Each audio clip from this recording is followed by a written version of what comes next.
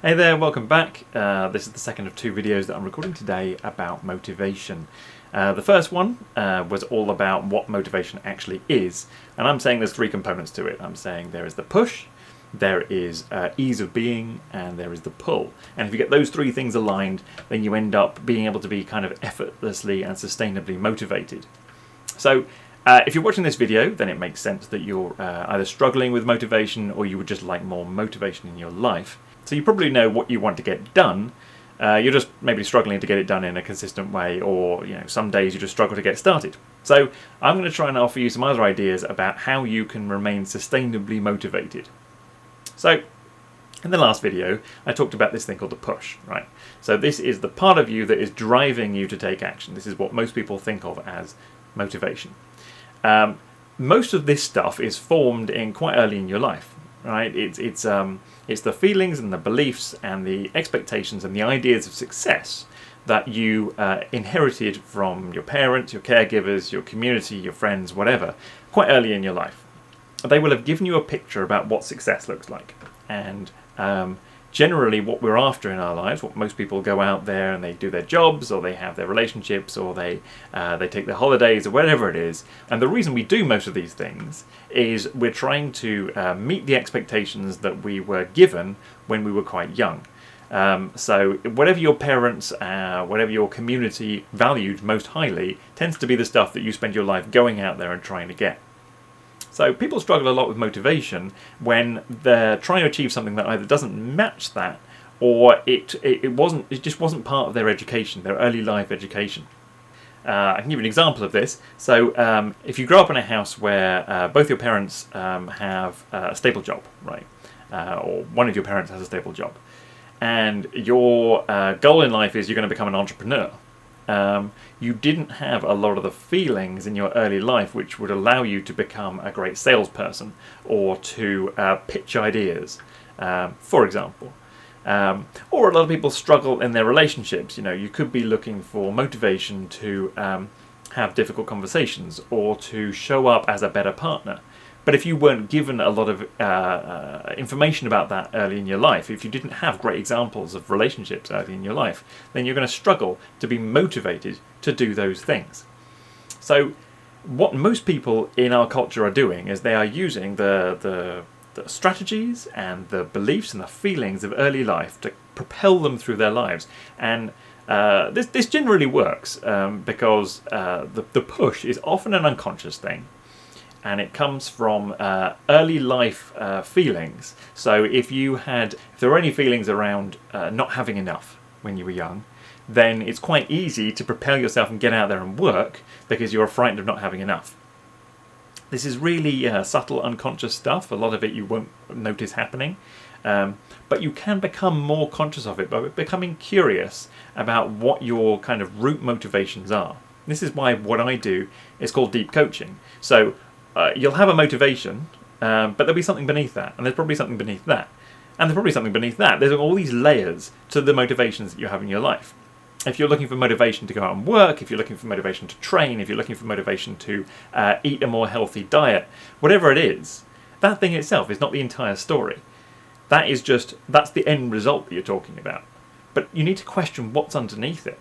So I work with people who they're struggling with their diet, right? They eat a lot of food that they don't want to be eating, but they really, really struggle not to be completely miserable eating the kind of things that they're supposed to eat. A lot of this comes from early life experiences of food. So, for example, if in your early life food was often used as an expression of love, right? So your parents cooked for you and you felt totally loved at the moment you were provided with this gorgeous meal, then it could be that what you struggled for your entire life is to recreate that feeling of love. And it just gets manifested through your diet. So understanding what motivated you, what the situation was like in your early life is really important for having sustainable motivation now. What adult motivation looks like, and the kind of the holy grail, the thing that a lot of us are looking for, is a sustained, conscious choice that takes you towards your goals.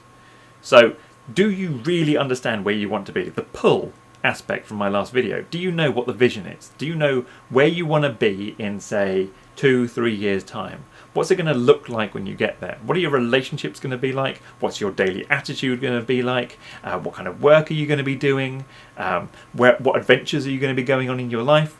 These are really important things to start crystallizing where it is you want to be going in your life. Adult motivation works like this. A choice comes up, right? The choice could simply be you swing your legs out of bed in the morning and you go, what am I going to do first? Or it could be that something comes up in your day and that is a choice you have to make. Now, the way that a lot of people handle this is whatever feeling was given to them in their early life will be their response to that choice. Okay, most choices are made unconsciously. And so sometimes that will carry them in good directions and sometimes it won't. But if you're struggling with motivation, if you're struggling to get important things done, then it's not working consistently for you. So you need to intercede there. You need to stop letting your inner child make your decisions. Adult choices is choice comes up, feeling comes up, right? These feelings will always come up. Our emotions are messages from a very deep and wise part of us. So an emotion comes up to meet that. Maybe it's like, oh, I really don't want to be doing this. Maybe it's fear. Maybe it's frustration and anger that you haven't done it before. Maybe it's hunger and desire that you really want to achieve this. So the feeling comes up, but the feeling isn't the part of you that makes the decision. The part of you that makes the decision is your conscious self. All of my work and a lot of coaching work is about returning the power to you. So you're not farming it off to your inner child. You're not farming it off to your to the approval of others.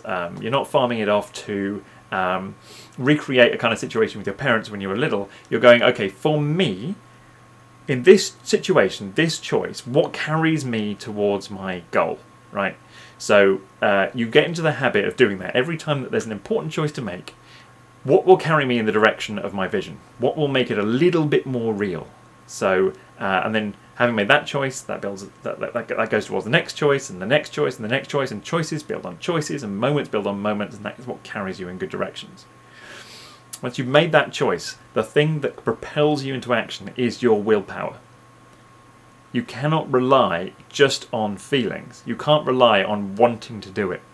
You can't rely on being afraid of not doing it. You can't rely on someone else giving you the motivation through wanting their approval and their validation. These are the kinds of things that motivate most people, but they don't work consistently. And if you're struggling to get things done, you have to stop using those strategies. You have to say thank you to those strategies and then let them go. You need to move into adult choice, conscious choice, and engaging your will.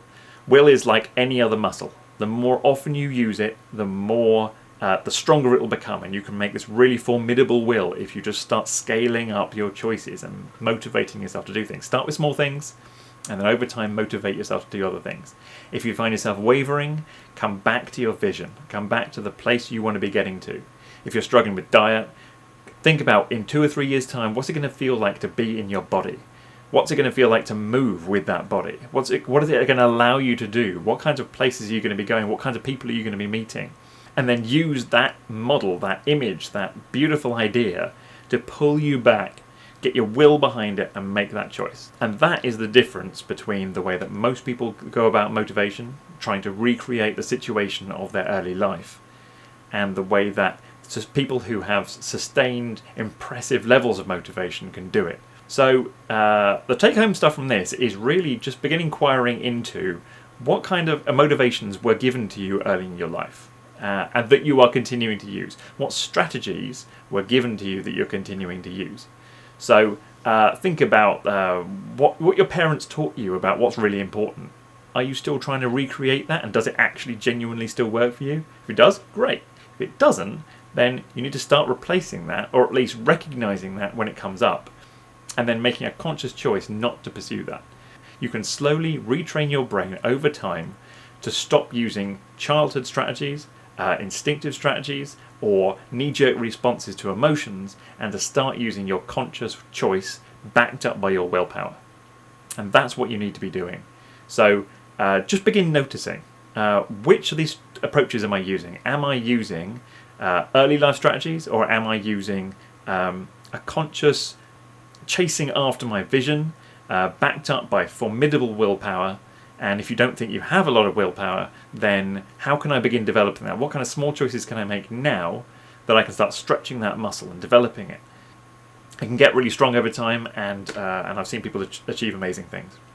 I hope this has been useful for you. If it has, then click like and subscribe. And if you've got any questions, if it wasn't helpful for you, if it's brought anything up that you'd like me to make another video about, or if you just want to pop me a question, then go ahead and write something in the comments. It's really nice to get comments. If you haven't done it before, it can be a little bit scary, but just go ahead and leave me a comment.